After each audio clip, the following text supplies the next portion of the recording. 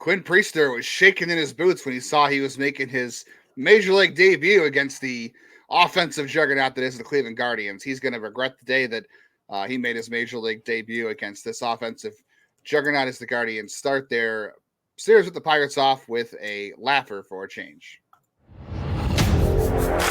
You are Locked On Guardians, your daily podcast on the Cleveland Guardians, part of the Locked On Podcast Network, your team every day.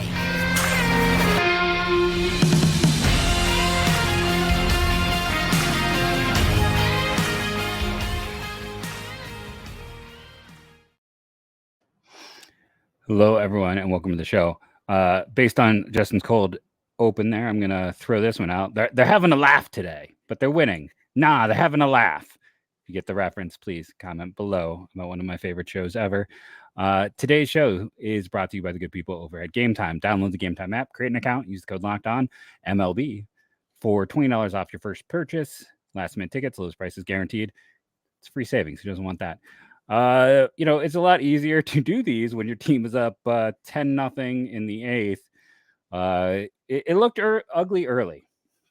No hitter through the first three, and then it couldn't have gone more the other way after that point in time. Not even just no hitter, he was perfect through those first three innings, I believe, for Quinn Priester. It was quite a change for him, how sideways it went. This was a good day at the park. A Pittsburgh team that was sliding. And I don't know if I want to say I feel bad for Pittsburgh. It is interesting looking at that Pittsburgh team, though.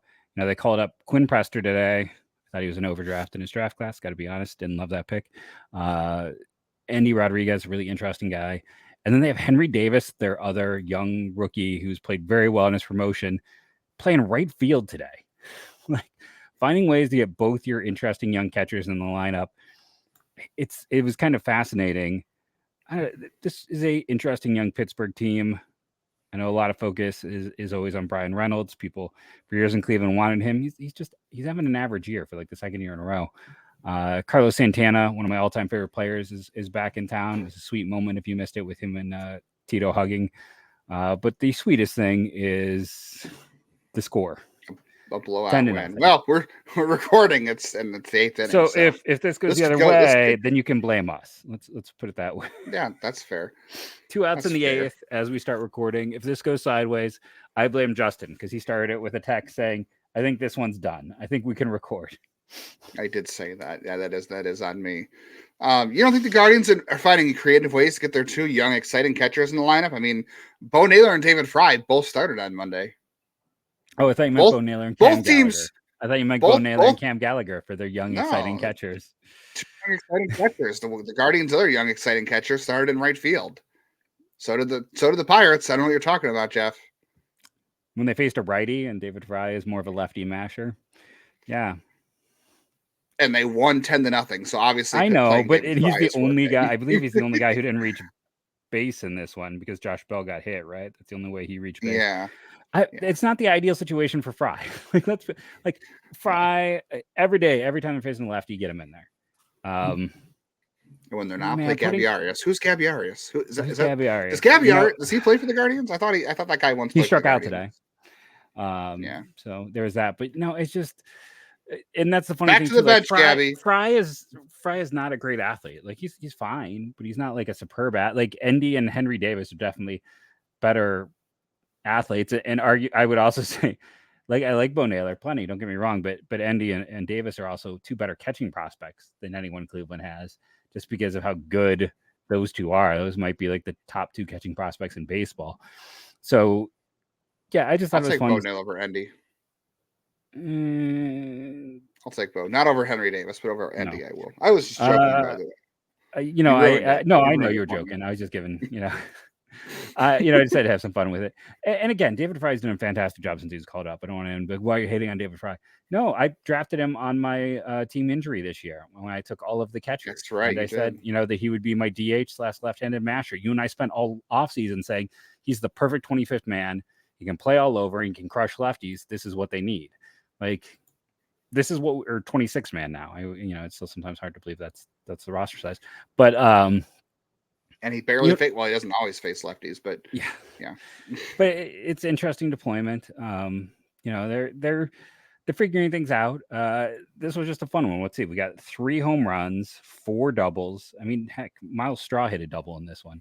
Like I said, everyone except for David Fry got in on the action. When Fry got pulled, it was Straw who got the at bat, who ended up getting a double. So, but he was playing center field at the time. So, I mean, I guess technically right field doesn't have a hit in this game, but every other one does. But it's just a lot of high level performances, everyone coming together. I still like this Pittsburgh team quite a bit. If they weren't facing Cleveland, I'd probably be pulling for him, honestly. It's nice to see McCutchen go back to where he started. Again, I'm a Santana mark. Interesting young players. I like where they're going.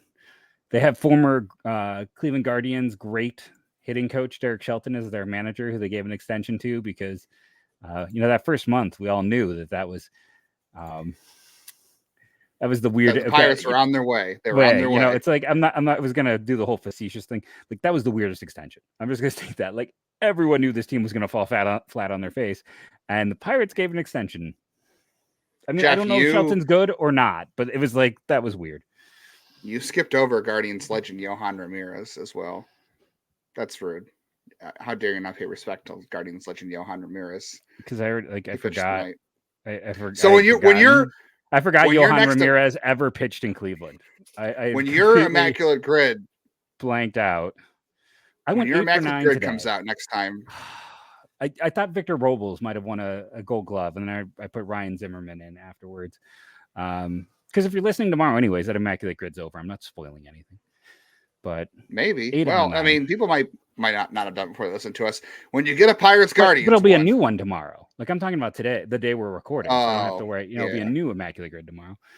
Okay, well, when Tuesdays comes up and it's Guardians Pirates or something, and you answer Yohan Ramirez, you're welcome. You, anybody. I'm going Rincon. I'm not going Yohan Ramirez. Yeah, that's a good one. Rincon's a good one. That's my first. That's the first one that popped into my head. Niger Morgan. I mean, Brian Giles is probably the more famous one, but from the other side of the Rincon deal. But yeah, as a kid, it was always what they traded Jay Bell to the Pirates. Wasn't that the big thing that people were so mad about? I don't remember. People are going to get mad right now. It was like the Jay Bell trade was one that, like, as a kid, growing up in the late 80s, early 90s, like the Jay Bell trade was one at least in my family, was cursed to the heavens for many a year. That was a trade that was of legend in my household. It was for Denny Gonzalez. I know who that is. You could have used Guardians legend Yu Chang, obviously, is one of those. I mean, remember the last 2 years has been a run on Pirates Guardians. You had Yu Chang, Eric Gonzalez, Jordan Luplow. I mean, there's been a run for the last couple of years. So if there's a Pirates Guardians Immaculate Grid and you miss it, it's your own fault. I'm sorry. And for those who don't know this, I just realized this. Like, I didn't know what Immaculate Grid was until like a week before the draft. It's a really fun game. Justin and I both like playing it. It's now, I believe, Baseball Reference has it. If you type Immaculate Grid, you can find it. It just lists 3 things across. Like today, I think it was like Houston. No, it wasn't Houston. It was Houston, Texas, and down the one side you had Houston. And then the bottom was Gold Glovers, and I can't remember. In the middle is the Dodgers, maybe. And then across the top, you had the Nationals. You had the 200 strikeout game. 200 strikeouts season. Not Immaculate Grid should sponsor the podcast. They should. We have fun with it. Maybe post your Immaculate Grid scores below. We'll also maybe we'll start competing with that. Yeah. Why? I'm curious though with respect to this game. It's not quite over yet, but. So the Guardians were awful offensively the first couple innings. I was like, man, this is not going to turn out good. I think Quinn Priester had less than 30 pitches through 3 innings. And we had 17 through 2. And I'm like, this is bad. This is pretty bad. But then I met Rosario. He walked Stephen Kwan on 4 pitches in the 4th inning. And then I met Rosario got one. Like, he kept the ball down all night. And then, but they were swinging every first pitch. I'm like, this is textbook, like, terrible approach from the Guardians. They've done this all year. And then finally, they started to wait him out a little bit. Like he would get behind the count and they started hitting him. I mean, Naylor did, Ramirez did, both Naylors hit him. Like he was just getting ahead of the count on them. And it's like, what is like, they're swinging at like the first 3 pitches just hammering the ball into the ground, which give credit to Priester. I mean, he was keeping the ball low and guys were just topping it. But it's like Jose Ramirez in the first inning had 2 cookies. He took a 93-mile-an-hour sinker to start the at-bat, and then he fouled off a 94-mile-an-hour sinker in his nitro zone and then topped out a curveball. So, but he made up for it because I think he's got a homer now and a double tonight. Oh, he's got 2 doubles tonight. Yeah, 2 doubles. So he made up for it. But yeah, early on, their approach was pretty disgusting. And then, I don't know, Priester just started falling behind after a few innings. And after they stopped swinging the first 3 pitches, and things finally trended back in the right direction. Quinn Priester, though, was not super impressive in the minors this year. So it was a pretty bad start. And again, for them. This is why, and I'm going to harp on this till the end of time. Don't draft prep arms early. Don't do it. So Jeff's a really big fan of the Alex Clemmy pick. Yeah, second round is more acceptable. Listen, I have my concerns with Clemmy. My concerns with Clemmy are more just like, I think he's probably a reliever, but he is like, cathedral ceilings, basement floors. And the one thing is like, people are like, oh, Guardians are great at fixing mechanics. Yes, but they're not great at fixing command control issues. That is not their forte. So I'll just say that again. But second round is fine. It's just, if you have a high pick, you have a chance to get a polished college player. They are 2 to 3 times more likely to be successful. Except the Guardians' second round picks are obviously cursed for. Yes, all of them are cursed. Although not Nick Sandlin. I mean, you have Albert Bell is far and away the best. Jason Kipnis is probably 2. I remember a long time ago in a galaxy far away. When I wrote at IBI, I did the top pick in every single round for the Guardians, and I wish I could find like those articles. Like that site is gone from, Indians Baseball Insider from back in the day. But I did every single round. I remember writing like maybe Kipnis will pass Bell someday because it's talking about only their time in Cleveland. That didn't happen. We got to take a break though. Speaking of some fun down memory lane, and come back and we'll talk more about this game. We got the trade talk that was abounding today, and the Bieber chatter as well. Shane, not Justin.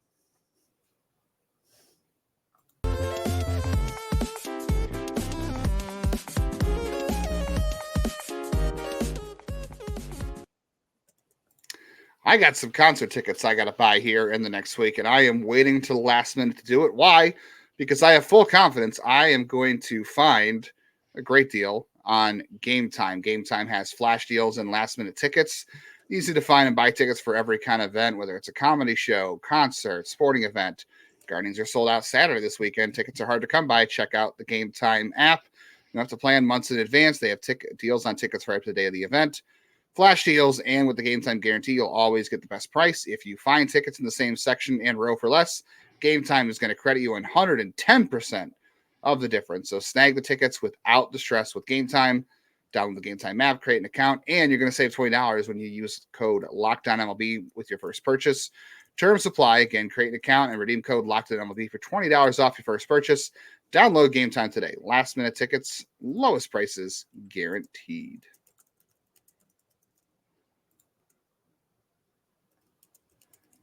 Guardians and Pirates game 2 Tuesday night, 7:05. If the rain doesn't interfere once again, you can listen to the hometown broadcast on your SiriusXM app by just searching Guardians. That is Logan Allen, who's going to be recalled tomorrow, and I don't know who's pitching for the Pirates. Do we know who's pitching for the Pirates tomorrow? We do. I'll see if I can pull it up. Pirates got Mitch Keller going tomorrow, which Mitch Keller he was an all-star this year. So he's finally blossomed. It's taken him a while. Yeah, tomorrow could be an interesting. Today could be an interesting game with those two. It should be a hard one. Mitch Keller's been really, really good this year. He has been. So I'd imagine that. Rich Hill. Yeah, Rich Hill. Then an ageless wonder, Rich Hill. Good Lord. 43 so I'd imagine Rich Hill is like the few rare guy in baseball who's older than me. I think it might only be Rich Hill right now.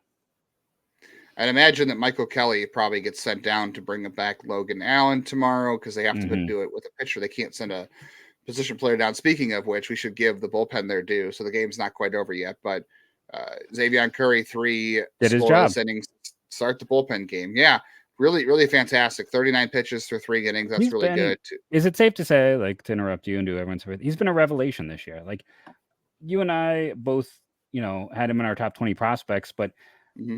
the steadiness he has provided in that role has been fantastic. Now we know bullpens year to year can be an issue, but like this year, he has been one of the best positive stories, I think, in terms of just performance.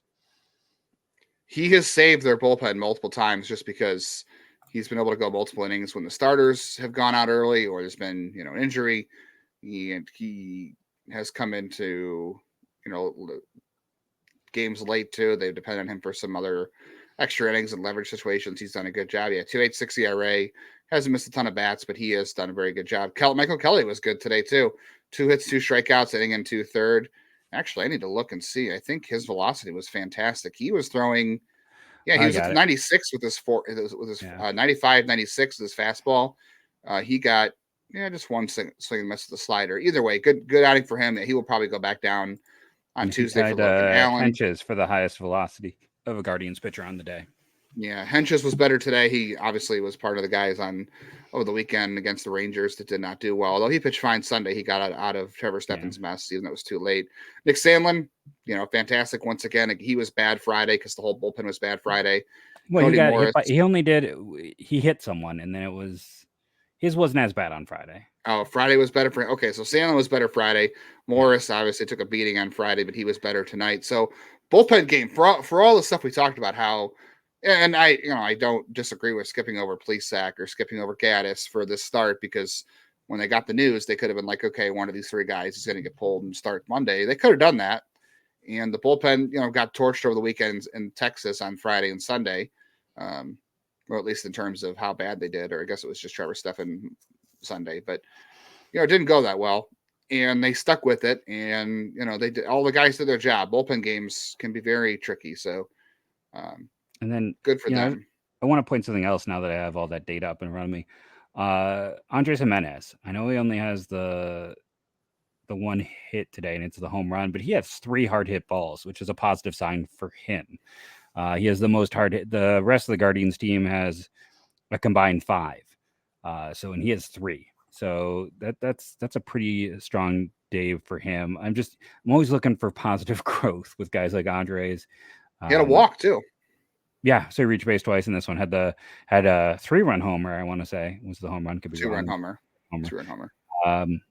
But 3 hard hit balls is very positive development for him in this one. We'll see if it can continue on. But I'll take. His OPS is up over 700 again. Like, he's getting close to league average. Yeah. So, real quickly, we can talk about more of the hitters in a little bit. So the Guardians, obviously the bullpen game today would have been Shane Bieber start. That's not going to last because next week they have the Phillies on the weekend, and then next week they have no off days. They play the Phillies, the Whites, the Twins. Who do they play next week? My calendar's all off. Anyway, they play the Phillies. They have Kansas City. They have the White Sox coming up. So they have a full schedule coming up here at the end of July before the trading deadline. They're going to fill Thursday off. This Thursday off. This Thursday, but next week no off days. Straight through, yeah. Yeah, they play Philadelphia, they play Kansas City, and they play the White Sox to end the month. So they're going to have to fill Bieber's innings somehow. It won't be a bullpen game.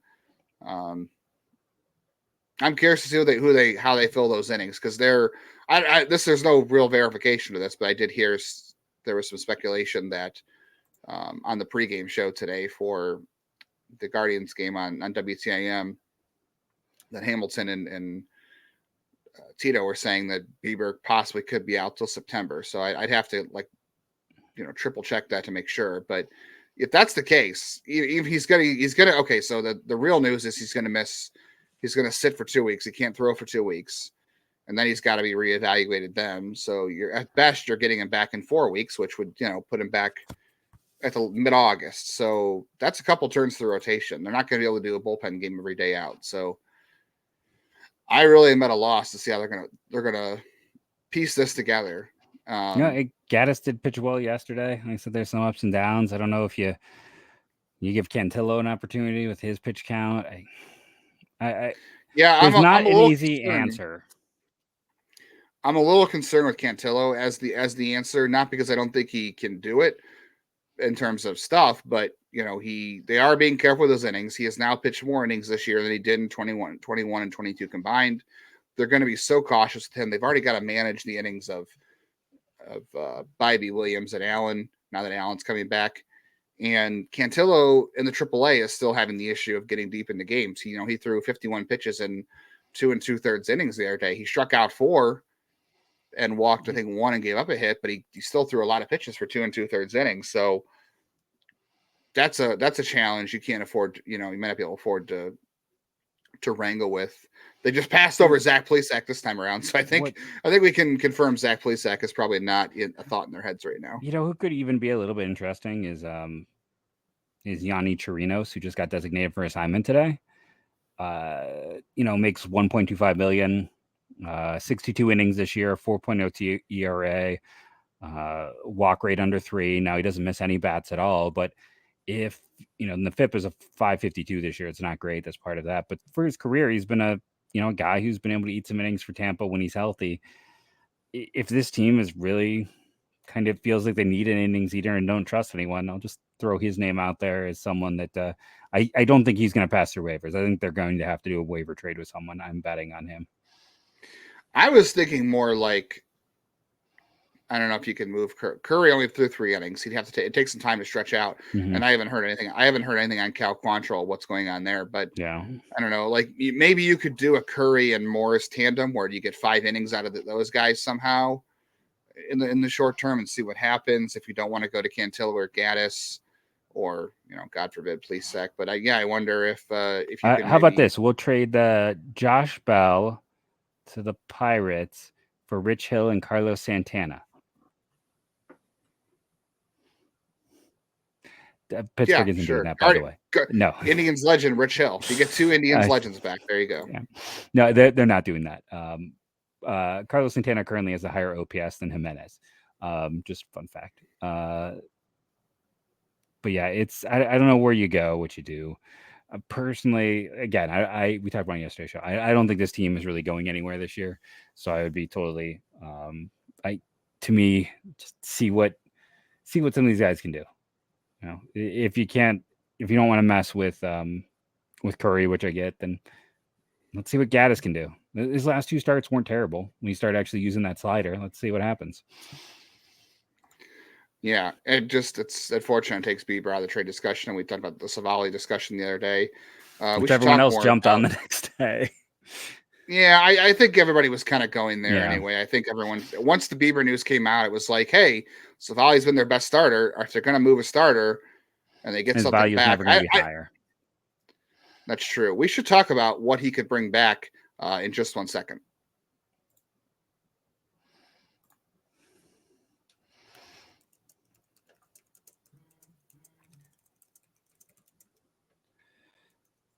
Guardians Pirates, Tuesday night, 7:05. It is Mitch Keller and Logan Allen, 7:05 on your SiriusXM app to listen to it. Search Guardians.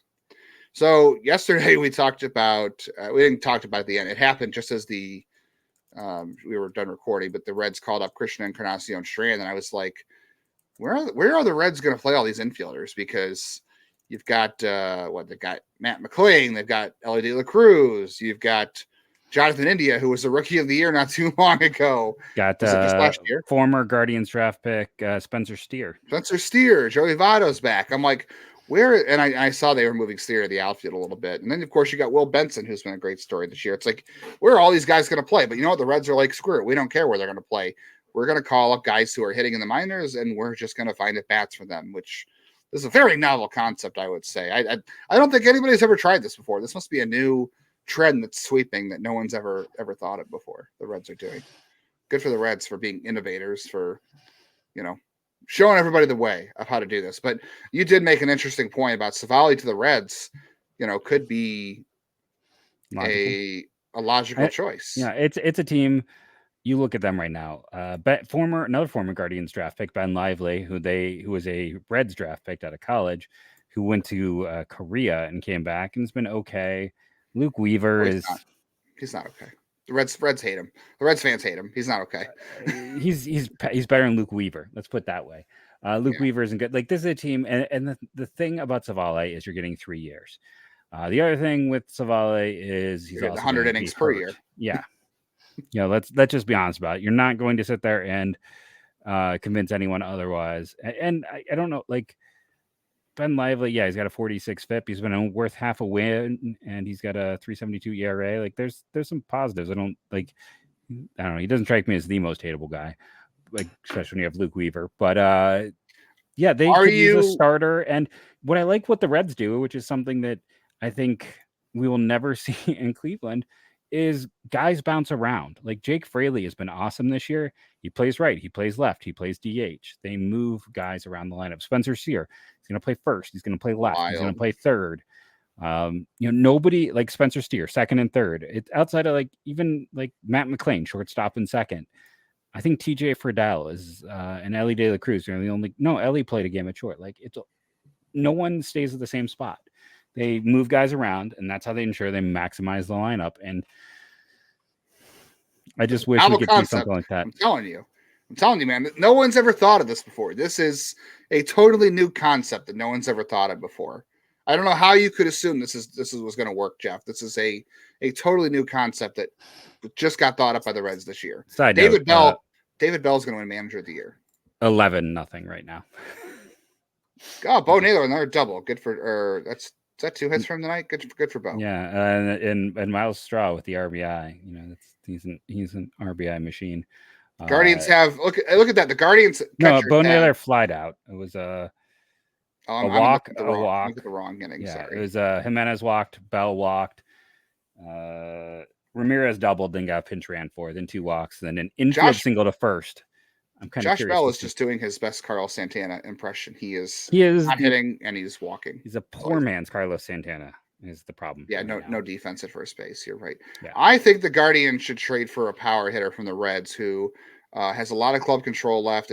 Currently has a 133 WRC plus. I think they should trade for this big outfield that has a lot of power named Will Benson. That's what they should trade for. I'm not going to get myself in trouble. I'm not going to log into that. Personally, it's someone like Spencer Steer. The only problem with Encarnacio Strand is he's probably a first base DH. But at first I was kind of down. Are they showcasing him? They are. This is a showcase. This is that's Justin's favorite thing is showcasing. I got to give credit to one of our everydayers, to Dedge, or is it Dredge? Sorry, dude. Chris, I believe is his first name, who first brought up the idea of the Reds. And I was like, I don't know if they're going to do it, but he was right on. This is a very logical match between two teams. And honestly, Ian Gabad is their third best reliever. They could also use a relief arm. So this could be a situation where 99. I mean, if you want to,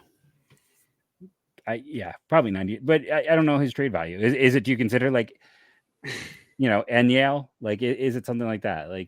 But you could do Savale and a reliever and get, a bat that is ready to go now. Who are they trading? Spencer Steer? Would the Guardians ask for Spencer? Obviously, the Guardians liked him out of high school, so they would. Yes, I think he's the guy. Here. Yeah, you ask about it. I don't know if the Reds are willing to give him up, and I'd really have to do a deep dive on him. I mean, he's pretty awful defensively at first look. I'd have to, I haven't done as deep enough a dive as I should. The Guardians were just drafting Spencer's then. It was that, I think with Steer and Spencer Strider, same draft class, and they didn't from the guys that couldn't sign. But yeah, I mean, you're looking probably at those guys. I mean, Jake Fraley is kind of coming back to earth a little bit, but even he would be interesting. And I mean, they have. And here's the thing about, this is what I knew. Terrible defender for Steer, but 88th in chase rate, 64th in whiff. Doesn't barrel the ball up that much. He's very much a Guardians type. That's who they would be asking for. He has 14 home runs. I got to see how many are those in a Great American Ballpark. His home road splits are, they're even, Jeff. He's got 7 on the road and 7 at home. So I think he is very much a Guardians type of guy. I don't know if the Reds would consider him, but especially if you throw in a reliever, then maybe it's possible. If you're a Reds fan, let us know. I mean, they're probably going to say do you get Steer plus? I can't imagine trading those two for just Steer. No, I think you'd probably be asking for a lesser far away piece. In ideal world, it's like you ask for Chase Petty. I don't think you're getting necessarily going to get him. Come on. Especially with the year he's having this year. Maybe if you'd asked a year or two ago, he was someone that they liked. Back in the day, I'll take Carson Spears. No, I was trying to think from this year's class who I really liked. They might have taken, but I think again, we've talked about a lot of teams when it came to pitching trades, and the one thing that I think I came back to right now is the Reds really do make the most sense, and why they make sense is they're set up to win for a while, and you're looking at a team where they could use relief help, they could use starter help. I don't see any reason why they couldn't connect on some kind of deal here. And here's my question: if you trade for Spencer Steer, where is he playing? Is he coming over to sit on the bench? Because you got guys that are okay. Where does he play? Because like you've got guys like who aren't playing as it is. Like Gabby Arias can't find his way off the bench. Tyler Freeman can't find his way off the bench. Like who are you supplanting if you make this trade? Because you're subtracting Savali, but you're also not subtracting a hitter. So where is Steer playing? He is either got to move to left field with Quan. I mean, listen, Miles Straw had 2 hits today. He had 2 reach base 2 times the other day. We know it's just fool's gold. Like he's going to turn back to what he is, which is a elite defender, an 80 bat. And by 80, I mean 80 runs created plus. Like 2 standard deviations below. You can get by with Quan or Brennan in center. Right. And then have Straw as your defensive replacement and Spear in left. Now, Spear is a terrible defender. You almost kind of want Miles out there with him.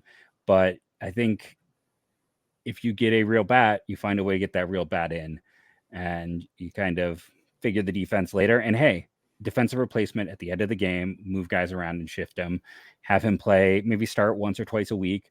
And then also then in some days you can have Steer be your first baseman. So when you're facing it means less playing time for Bell. It means less playing time for Straw, but it's making it work. And maybe if you give Bell less playing time, he doesn't take his option because he wants to play. I don't know. I don't see it because they're with those contracts. The Guardians will every time they sign someone to a contract that's worth any sort of serious dollar figure, they play him until they fall because they're forced to. Because like the Zunino thing, they held on as long as they possibly. Well, they held on longer than they should have because they were trying to make it work with the contract. They waited 2 years with Swisher and Bourne before they could finally find someone to take those contracts. They don't bench guys on contracts because they can't afford to miss on those, and they're trying, like heck to make the contracts work. So I think there's a degree though of knowing like, okay, we've missed. They're being a little bit more willing to like, okay, we missed. Let's, like Zunino deals. That was a 1-year deal though. Yeah, no, I know, but there's ways to. I don't know if I want to say there's ways to make it work, but there's playing time to be had. Let's be honest. This team isn't good enough to take a guy who would be their best hitter and be like, we don't have a spot for you. In terms of weighted runs created plus, he would be their second best hitter, if not their best. He's got a 120. I don't even know if Jose has that. Can you maybe, if you're sending the Reds Savali in 99 and you're getting Spencer Steer from them, can you ask them to take Miles Straw? Like they probably could use a center fielder as a defensive. Yeah, but you're not doing that because Miles Straw is one of those team leader types. He's one of Jose's closest friends who are already having a med walk at the end of the year. They're not. Miles Straw is here as your 4th outfitter long term. They're not moving on from Straw. Jeff, I can't do this anymore. My heart is. I can't do this anymore. They're not going to do. And he's a fine 4th outfielder. Like I mean, it's if they have that opportunity, I think. Like I said, I think he's only making $5 million. That is not necessarily starter money. If they have options, he's not someone who they're forced to have start. They gave him backup money. So I think if they had a situation, this isn't, $15 million for Josh Bell. This is $5 million. So can we also, before we go, can we talk about how Emmanuel Clase just threw 21 pitches in an 11-0 game? He hadn't pitched in a while, though, right? Isn't that the? Yeah, that's true. He hadn't pitched since the All-Star break because of the crappy weekend in Texas. So I guess, but 21 pitches really in an 11-0 game. Couldn't have been. Was it really that many? Yes, he threw 21 pitches to give up a hit. He struck out all 3 batters, which that's unusual for him. But hey, because the first guy was 6, then 5, then 4. He didn't. He got He threw 8 sliders and 5 of them got whiffs. Wow. Okay. Well. Yeah, he needed some work. I agree. 21 is a lot, but yeah, here's the thing. This team isn't good. They're good enough for their division. The Pirates are bad. Cleveland needs to make a trade. get a Spencer Steer. Does that about sum up our show? Sure. Real quickly, just they have to take Miles Straw. You can't do it unless they take Miles Straw, otherwise the deal's off. Guardians. I think it's a 0.0% chance that you have Miles Straw. I'm gonna be like the Guardians. I'm gonna set a hard line. If you don't meet this deal, it's not happening. So I think Miles Straw has to go. Like I said, I don't see any issue with him as a backup. Isn't he the perfect fourth outfielder? Defense and speed, end of your bench. Guardians have 11 fourth outfielders. Okay, Jeff, that's enough. No more fourth outfielders. They just drafted 4 of them this year. They're fine. They got plenty of fourth outfielders. They're going to be fine. Chris Roller, call up Chris Roller. He can be a fourth outfielder. Speaking of minor league, Shane McCarthy retired earlier this month. Minor league pitcher from Seton Hall. I think 4th round pick, I want to say. Maybe a little bit later, maybe 8th round pick. I can't remember, but he's going to take a coaching role in the minor league system. Really like Shane. Thought he had a chance to be kind of a West Virginia guy, maybe. Seton Hall.